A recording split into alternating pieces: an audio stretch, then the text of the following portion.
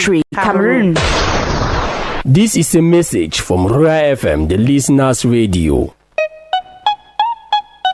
Il est 14h. Souscris au forfait qui te permet de gagner 50 000 francs. C'est Orange Bonus au dièse 111 dièse ou via MaxHit. Orange est là. Subscribe to Mass for a strong and prosperous economy. The 2 p.m. newscast with Biwa Brian.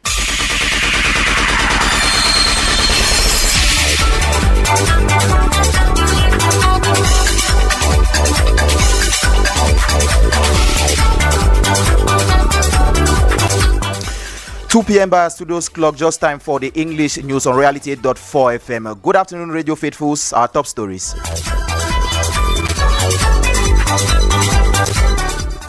Issa Chiroma Bakari, head of the FSNC party, has unilaterally declared himself winner of the October 12 presidential election. The former minister addressed the nation less than 24 hours after polls closed, urging authorities to respect the truth of the ballot box. These results deeply moved me. They show that this victory goes beyond my person. It is a clear sanction of the regime in place.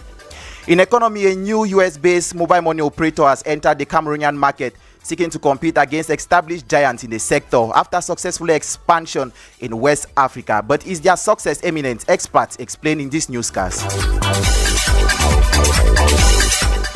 In sports, the indomitable Lions of Cameroon have been condemned to a longer route of qualifying for the 2026 World Cup after settling for a virgin draw with the Palanca Negras of Angola. Those were the headlines. Stay tuned for a development of these stories and more.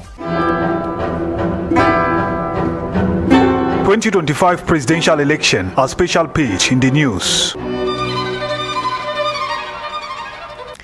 And joining me for our special page is Evans Williams Jobati. Good afternoon. Good afternoon, Biwa Brian. We begin with the candidate of the FSNC, Issa Chiroma Bakari, who has proclaimed himself victorious. In a declaration yesterday on his social media outlet, the leader of the Front pour le Salut National Camerounais party auto-proclaimed himself the winner of the October 12 presidential elections, claiming an overwhelming victory and urging authorities to respect the truth of the ballot box. I propose you listen to him in this excerpt. I want to say it with gravity and simplicity. The people have chosen, and this choice must be respected. I call on all institutions, all administrative authorities, all officials, not to make themselves enemy of the people they are meant to serve. The time of fear, manipulation, and false calculation is over. The only camp that matters today is that of Cameroon. To our defense and security forces, I pay tribute to your loyalty. I call on you to remain on the side of the Republic and of the people. Do not let anyone divert you from your sacred mission to protect the people, not a regime. These results deeply moved me. They show that this victory goes beyond my person. It is a clear sanction of the regime in place and a plebiscite in favor of immediate change, because the victory is overwhelming. Coming 24 hours after the polls had closed, the National Electoral Commission, Elections Cameroon, has not yet released official results, but in one of Dr. Eric Esuse's previous speeches, he reminded that only the Constitutional Council has right to reveal the identity of the winner. Take a listen. After the polls closed at 6 p.m., the polling commissions immediately carried out vote counting in accordance with the law. The election return reports of the local commission will be forwarded to the different competent joint electoral commissions, notably divisional supervisory commissions and subsequently the National Commission for the final counting of votes. Note that the Constitutional Council is the only organ that has the authority to proclaim the result of the presidential election no later than 15 days starting from the closing date of the poll. In the same vein, the Minister of Territorial Administration, Paul Atanganji, reiterated this and called on all individuals proliferating the results before time should cease from this act. Take a listen. I want to take this opportunity to reiterate to candidates that whosoever is tempted to engage in this criminal activity should stop before it's too late. That is the red line that must not be crossed. Candidates for presidential election should be reminded that they all signed a code of good conduct drafted by Elections Cameroon, which requires them to respect the entire electoral process and the laws of the republic. The administration will take drastic measures to put an end to any attempt of fabricating fake election results and publishing them on illegal platforms. Defaulters, regardless of their political status or social rank, shall face the heavy arm of the law. Meantime, other opposition political party and presidential contenders have been showering Issa Chiroma Bakari with congratulatory statements like Akeremuna Seta Kaxton, just to name but these. On the other hand, some candidates like Samuel Iyodi Hiram have expressed their deep regret over his party's president Denis Atangana, who congratulated CPDM candidate Paul Biya, who to him has won the election. Elsewhere, the national president of the presidential candidate of the Peace Party, Serge Espoir Matumba, has asked Cameroonians to stay calm as the legal body will be revealing the results in 13 days to come. Take a listen. I want to assure all the Cameroonians, our militants, sympathizers, and all those who have voted for us that we are still working on the compilation of the result. When the instance who have the ability to release the result, we do it, we will surely be with the want that the people, the majority of people have choose, is what I want to say, and is what I want to assure the Cameroonians. In the meantime, Evans, you say the National Communication Council has issued a reminder to media professionals and social media users to refrain from disseminating unauthorized publications as what concerns the just ended elections. Yes, Brian, in a communique of 5 paragraphs, the president of the Cameroon Communication Regulatory Body, Joseph Chebonken Kalabopse, warned against this dangerous misconduct which compromised the laws of the country, and reminded these media practitioners of their responsibility in remaining factual. As such, our reporter Ngang Nadesh caught up with an expert who shared what the Electoral Code says about such acts and how they could affect the electoral process. Her report. Dr. Banjo Heman is a political scientist. He begins by explaining the provisions of the Electoral Code pertaining to the counting of votes. When you look at Section 109 of the Electoral Code, it is very clear that counting of the votes will be done in the polling station in the presence of the electorate.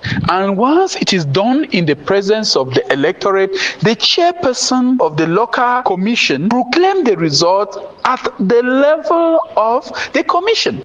Only the Constitutional Council has the right to publish the results of the elections as stipulated in Section 137 of the Electoral Code. Now, it is true that the electors want to protect their votes by taking snapshots of the vote and sending them as trends on social media or election trends on social media. But when you look at Section 137 of the Electoral Code, it gives power to the Constitutional Council, that it is the Constitutional Council that has the right to proclaim results, that there is no other institution that has the right other than the Constitutional Council. The political scientist further adds that publication of results is supposed to be treated as an issue of emergency and with immediacy. Once the Constitutional Council has listened to this petition, then the Constitutional Council will now proclaim the results.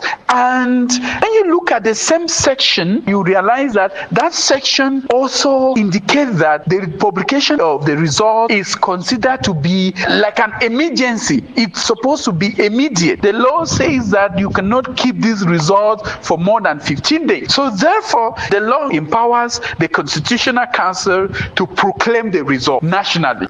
Dr. Banjo Herman concludes by emphasizing that, and that is why the National Communication Council is coming in now to pinpoint that, you see, you are not supposed to publish results, you are not supposed to do this, you are not supposed to do this, which is their role anyway. It is their role as the National Communication Council. Following the 15 days time frame put in place by the Electoral Code for the publication of results by the Constitutional Council, Cameroonians should expect the declaration of the results of the October 12 presidential elections before or on the 27th of October 2025. And from you, Gang Nader, still on the hasty and unauthorized mass publication of presidential results, Glory Ngange spoke with some religious leaders who shared their appraisals as well as measures to ensure peace as Cameroonians await results. She compiled the following report for the news. Pastors Tita David and D. Edwin begin by urging Cameroonians to respect the law binding the country, especially within this post-electoral period. We cannot really say it because not all the information that are coming from social media are trustworthy, can be counted as information to use to determine the results of the election. And we're also in a nation where people have freedom of speech, but we should know that even though we have the freedom of speech, we are also in a country of law. The posting of results on the social media could be true results or false results, but you know we have a Constitutional Council and ELECAM who are going to assemble everything that was done and publish it.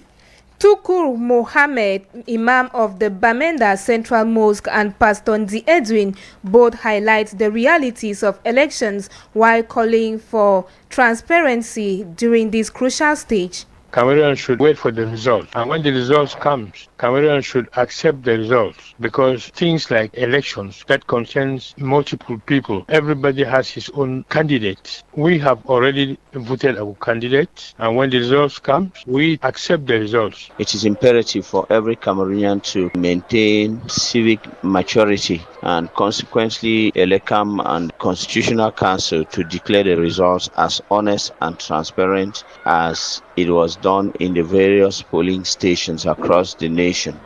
Despite anxiety to know the results, Cameroonians have more than 12 days to wait. While waiting, Pastor Tita David urges the population to pray for peace. I only want to plead to our fellow brothers and sisters to look up to God, to trust on Him that He would be able to help those who have been given the right and responsibility to compile the results and publish them, so that He will be able to give these people the wisdom, the knowledge, and the ability to declare the result as it is, no matter the outcome of the result.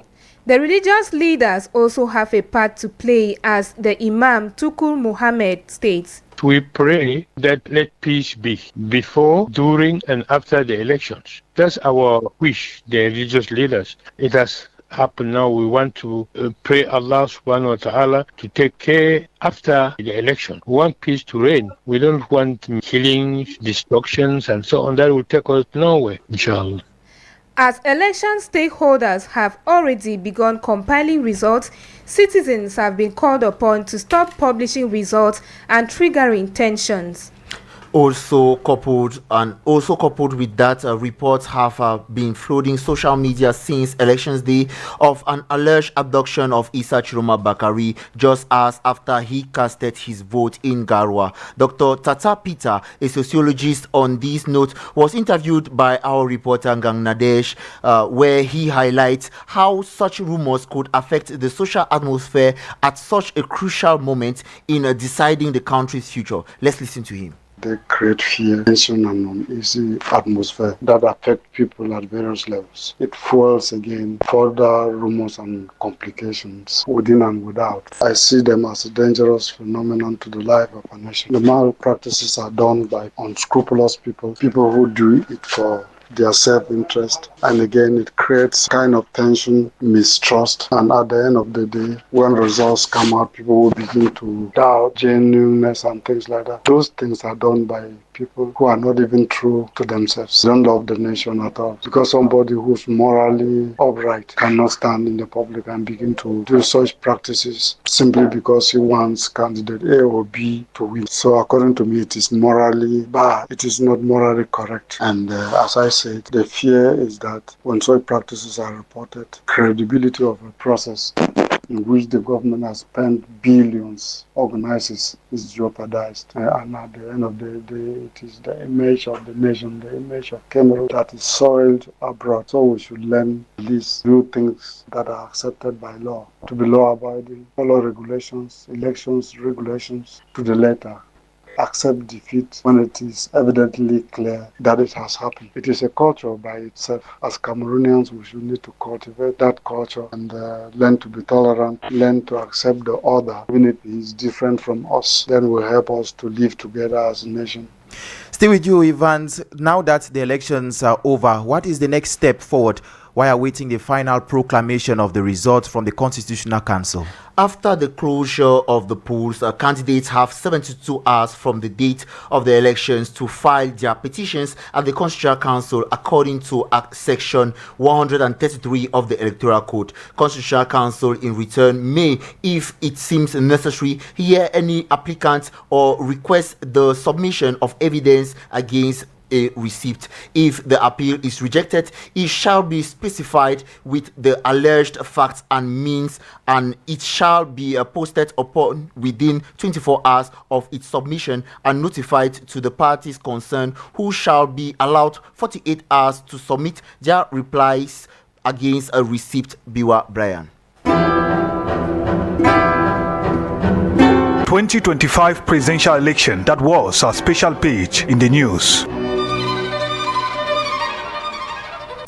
And on to health-related news, the Mami Hospital Complex will this Thursday, October 16 to Saturday, October 18, 2025, organize a 3-day event to celebrate Pink October, a month set aside to create awareness of the deadly disease of cancer. During this period, there will be free consultation at the Mami Hospital Complex, as Abel Bela Samari, editorialist and director of information here at Royal FM, tells us. Tradition has once again been respected at the Mamu Hospital Complex. Pink October, the global campaign to raise awareness for breast cancer, held every October. The initiative aimed to increase education about prevention, encourage early diagnosis through screening, and support those affected by the disease.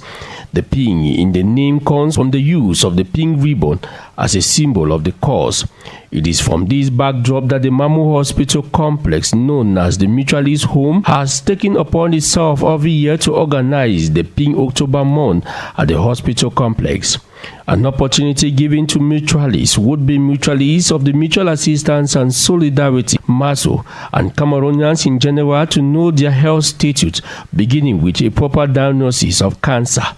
Madame Bekor Mercy Denise Bettin, midwife at the Mamu Hospital Complex, explained what this killer disease, cancer, is all about. Le cancer en lui-même, c'est une multiplication en Cancer itself is a devious multiplication of cells in our own body. It can be in a very specific area, as we are currently talking about breast cancer or cervical cancer. This means that it's the breast tissue, particularly the mammary gland, that's affected, or the cervical tissue. In this case, a sample will be taken and examined in the laboratory before screening.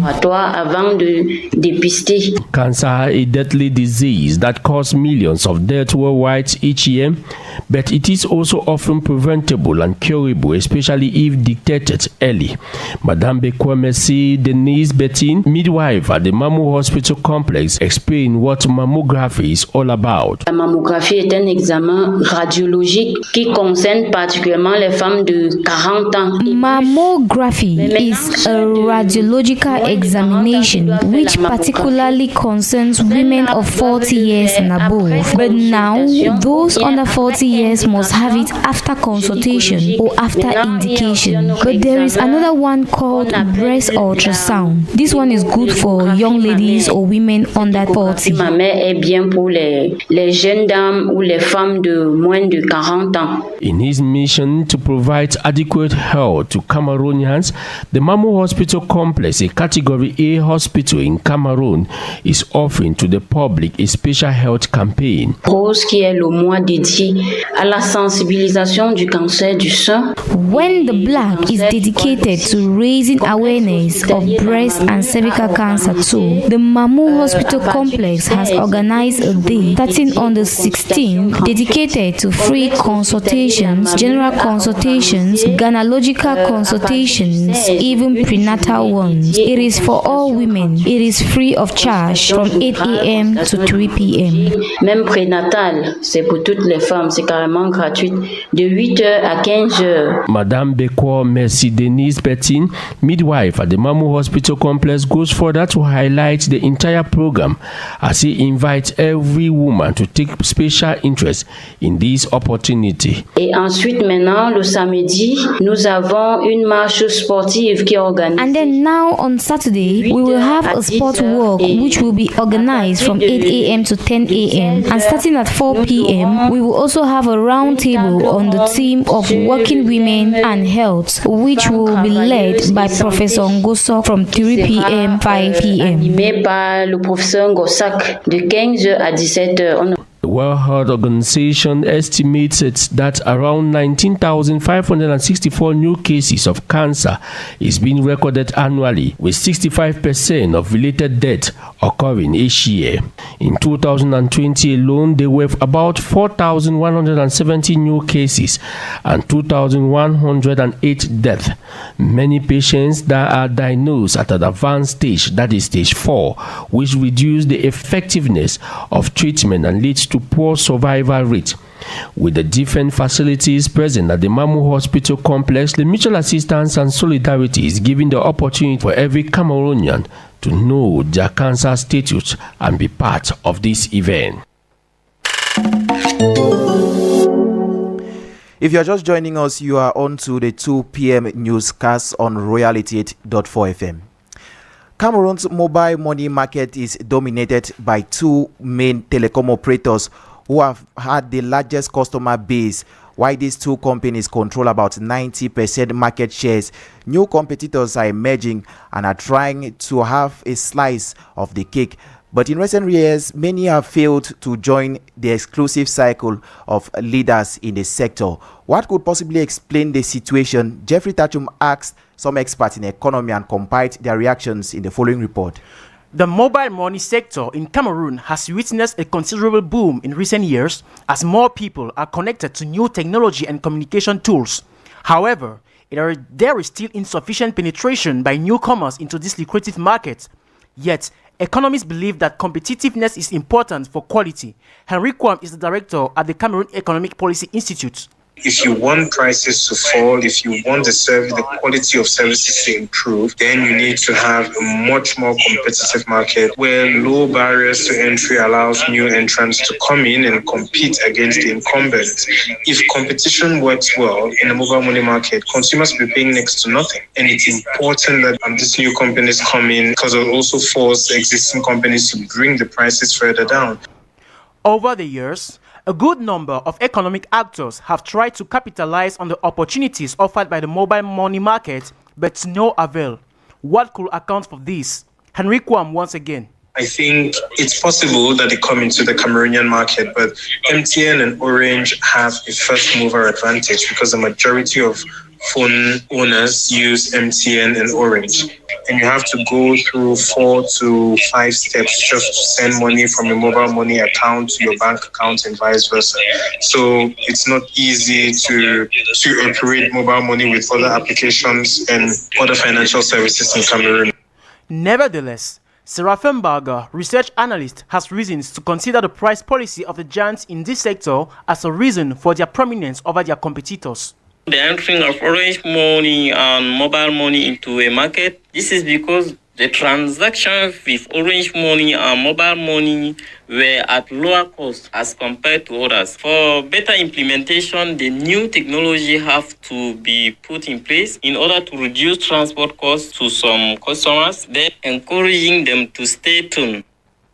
With over 12 million active wallets, Mobile money has become a pillar of the digital economy in Cameroon. The sector accounts for 71% of transactions in the CEMAC zone and contributes 5 to 8% in the gross domestic product, according to the Bank of Central African States. Out of the country, Madagascar President Andry Rajoelina has dissolved the lower house of parliament, a move that effectively blocks a looming impeachment vote amid worsening political crisis. The decree was issued today as lawmakers were reportedly meeting to discuss proceedings to remove the embattled president. Rajoelina's decision comes after weeks of youth-led anti-government protests, which escalated over the weekend when an elite military unmuted and called for his resignation. The president, who is now in an undisclosed location, said he fled the capital in fear of his life and warned of an attempt to seize power. In Burkina Faso, several editorial managers were arrested on Monday, October 13, by men claiming to be members of the National Intelligence Agency. They were taken to unknown destinations, with at least 3 magistrates from the investigating chamber at the Ouagadougou Court of Appeal have also been taken away in recent days.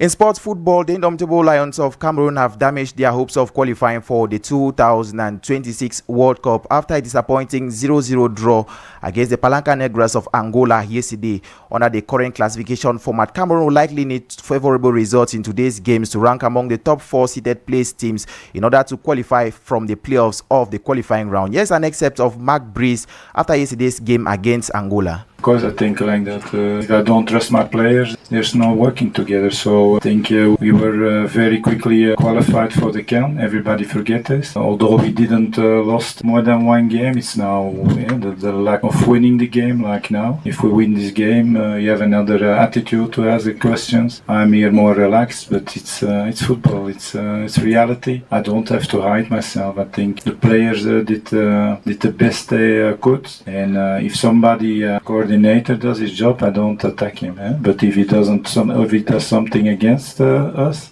of course I have to react. I have to defend my group, and I will do that every time. So I'm not looking for quarrels. I'm looking for peace. I came here in Cameroon not to fight. It's not my war. It's not my fight.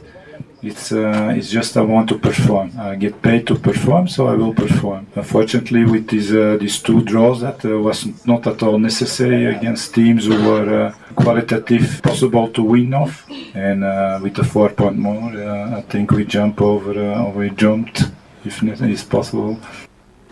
In more football news, Cameroon's Under-17 women's national team put an end to their friendly series yesterday ahead of the FIFA Under-17 Women's World Cup, which kicks off in Morocco on October 17. The young Lionesses managed a 1-1 draw against Ecuador in their final tune-up following earlier defeats to China in the tournament and the hosts. They will compete in Group B of the World Cup alongside Mexico, North Korea and the Netherlands, with their first game set for October 18 against debutants Netherlands. Cologne Sportif of Jai Lobo is just 5 days away from their second preliminary round fixture in the CAF Champions League against MC Algiers. The first leg of the set fixture will be played on October 19 and will take place at the Amadou Ahidjo Stadium in Yaoundé, while the second leg of the set fixture will be staged in Algeria. Sports analyst Azombi Efata says he remains optimistic ahead of the set fixture. I personally say I'm not being pessimistic. I stay positive, but I think for over 41 years we've had this Maghrebian hurdle. Most of our setbacks in CAF competitions for 41 years now, this has been done by Maghrebian club. 1984, Canon being beaten at the Cup Winners' Cup finals by Al Ahly of Egypt. In 2000, same Canon lost to Zamalek of Egypt at the Cup Winners' Cup. 2002, Tonnerre lost to GS Kabylie. It's always an exception, but I stay positive as I say so. But to be realistic, the Arabs have advanced their game, so they have an upper hand. We stay positive. Football is just a game. We have to prepare, go back to the drawing board. In handball, FAP handball boys have recorded back-to-back defeats at the ongoing African Club Handball Championship in Casablanca, Morocco. The team lost their second outing yesterday to Montada of Morocco by 32 goals to 35 and will head on to play their last group game today against Manga Handball Club. In the women's category, Tekasi has been programmed to play against AS Nuse at 6 p.m. today, while FAP girls will face off against Pedro Athletic of Angola at 4 p.m. today. Dorine Bimi has joined me in the studio for the summary of this newscast in the French language. Good afternoon.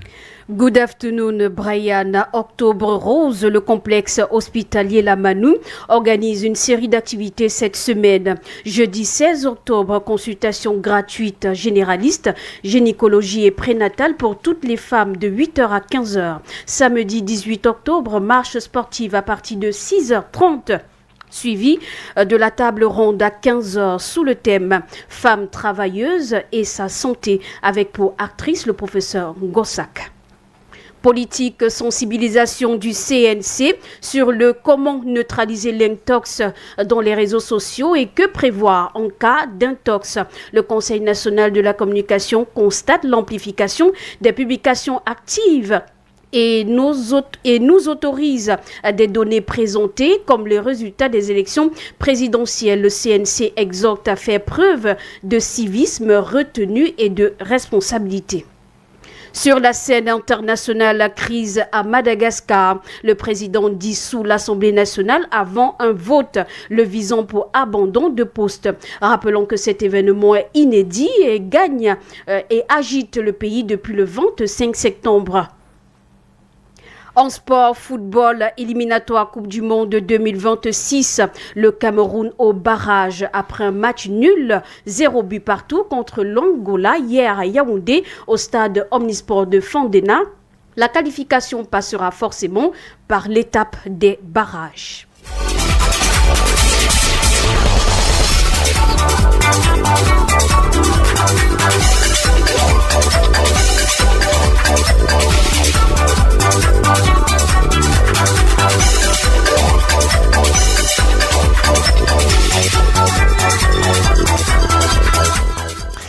And that summary from Dorine Bimi ends today's English 2 p.m. newscast. The news was successful thanks to technical assistance from Salomon Esana. On the cameras, we had Brian Bida. Production assistance, Evans Williams Jobati. Script editing, Mapala Zita. Editorial coaching, Abel Bella Samari. Coordination from the station's manager, Roger Kiek. For general supervision, we had the Reverend Pastor Bisai Emmanuel Noel. For presentation, my name is Biwa Brian, inviting you to stay tuned for other amazing programs on Royal FM. In the meantime, I'll leave you for part 2 of Fresher Royal with Flora Goyam. Flora, we meet again. Good afternoon. Good afternoon once more, Brian. Thank you very much. You said, you have said Fresher Royal part 2. So tell us, what are we going to be doing for part 2 of Fresher Royal? The same topic. I will follow in French. Alors, que deviennent les familles africaines aujourd'hui en termes de rapport solidarité, charité, hospitalité? Que deviennent les familles africaines aujourd'hui? On attend la réaction de nos chers auditeurs. Ils connaissent les codes d'accès au programme. On aura bien sûr la page pratique de Dorine Mbimi, Dodo, qui nous sera servie également dans cette seconde partie de Fraîcheur Royale. Stay tuned, ladies and gentlemen, in the company of Flora Ngoyam.